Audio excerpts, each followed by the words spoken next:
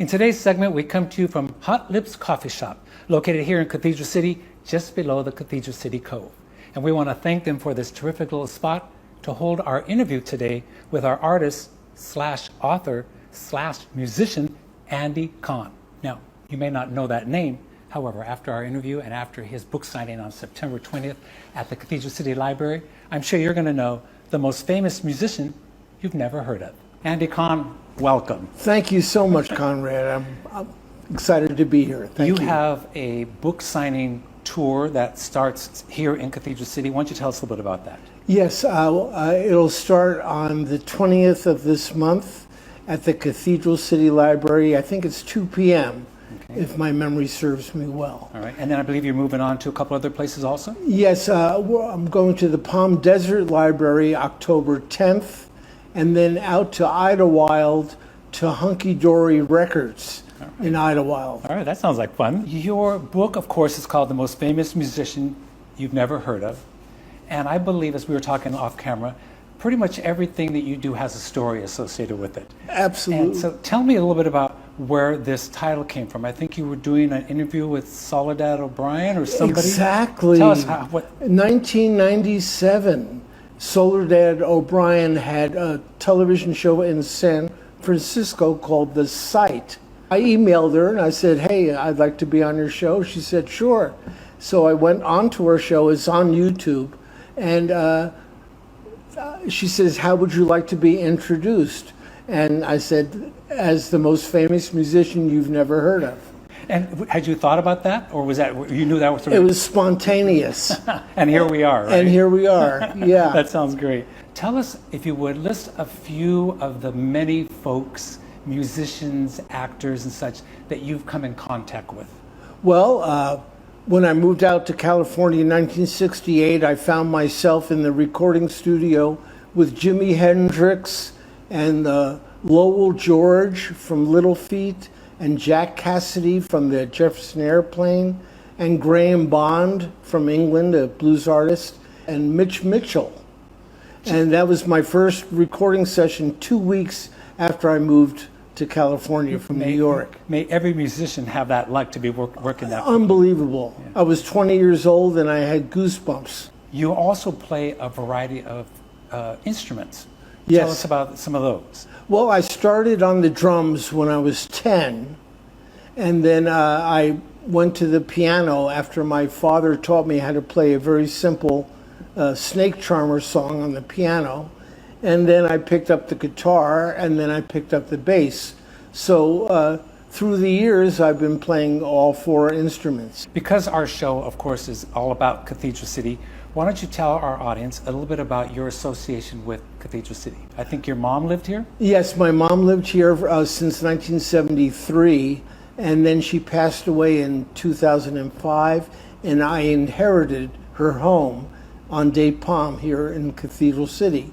When you came to the desert at that time, it's my understanding that you performed at a variety of different places here in the desert, like the Hog Breath and yes. BB something. Yes. So tell us about some of those places that you performed. Yeah, I was the house piano player for the Hog's Breath, Clint Eastwood's Hog's Breath in La Quinta for 9 years.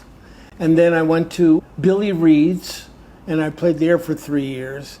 And then El Corso. Now, back in the day, my understanding, you were the recipient of a variety of Coachella Valley Awards. Yes, I got 6 of them for Best Keyboard. Let's talk a little bit about the book.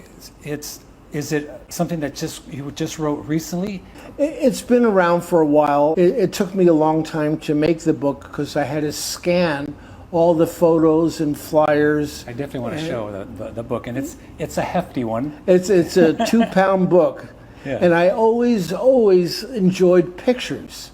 So I said, if I'm going to make a book, I might as well use a lot of pictures. What I really liked about it is that there are a lot of links that are associated with the stories that you tell. Yes. Like as an example, I was over Frank Zappa's house with Jimmy Carl Black and Motorhead Sherwood from the Mothers of Invention.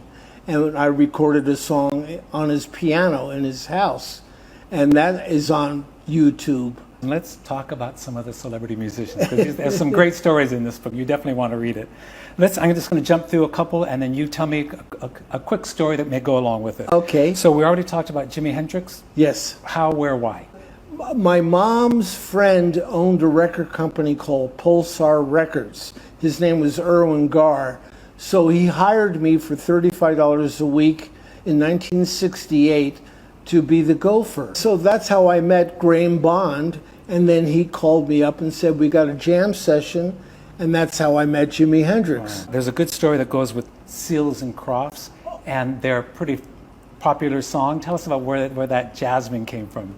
My friend Scooby, who was the Musicians Union rep in Hollywood, got me a job with Jimmy Seals and Dash Crofts in a group called the Mushrooms. And we played top 40.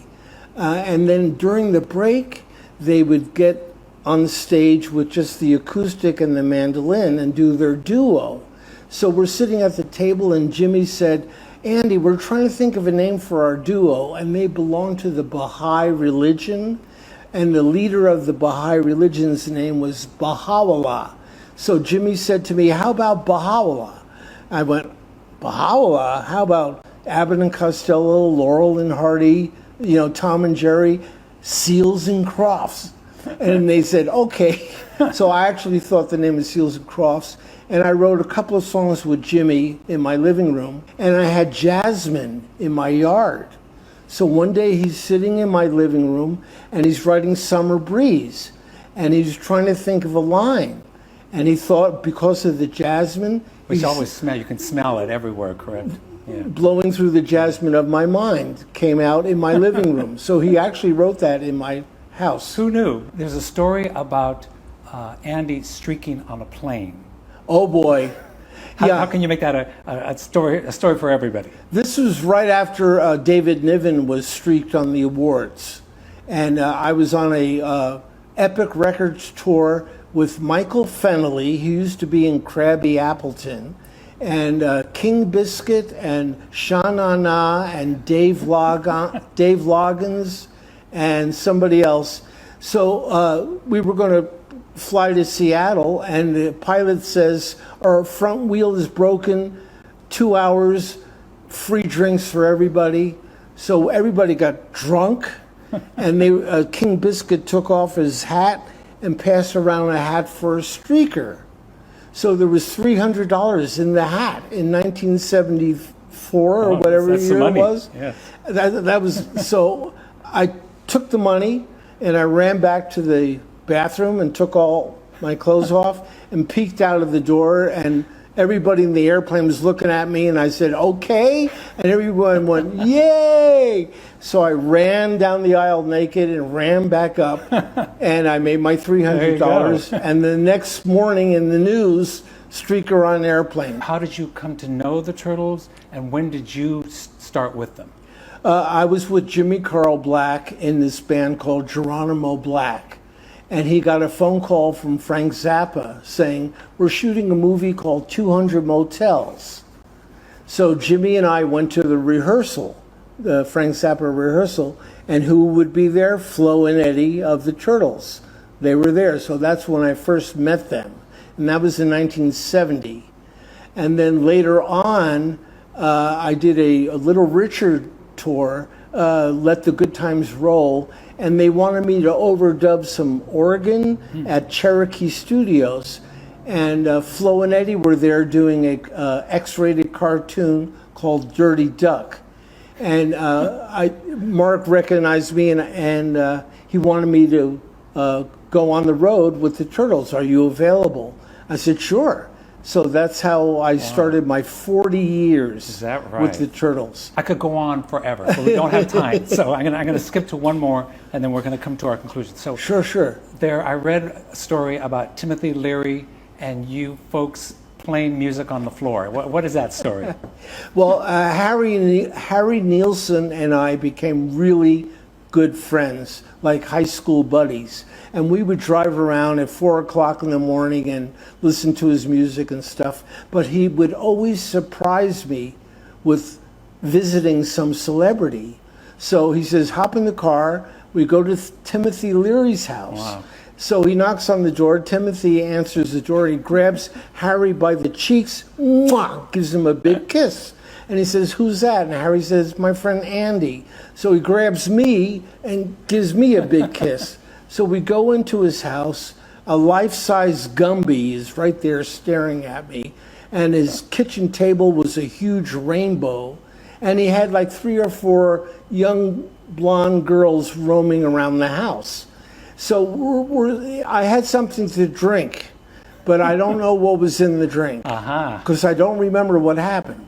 But I do remember that he had an upright bass and he put it on the floor upside down with the strings on the rug. And then he would start playing the bass like a drum, Timothy Leary. And then Harry Nielsen would grab a couple of spoons and start playing spoons. And then I would tap on the table. So we were playing music with Timothy Leary. And I'm sure he slipped me some LSD without me knowing. The book, of course, is called The Most Famous Musician You've Never Heard of. It is out now. They can buy it where? On Amazon. And what about some words of wisdoms for new folks who are giving it a whirl?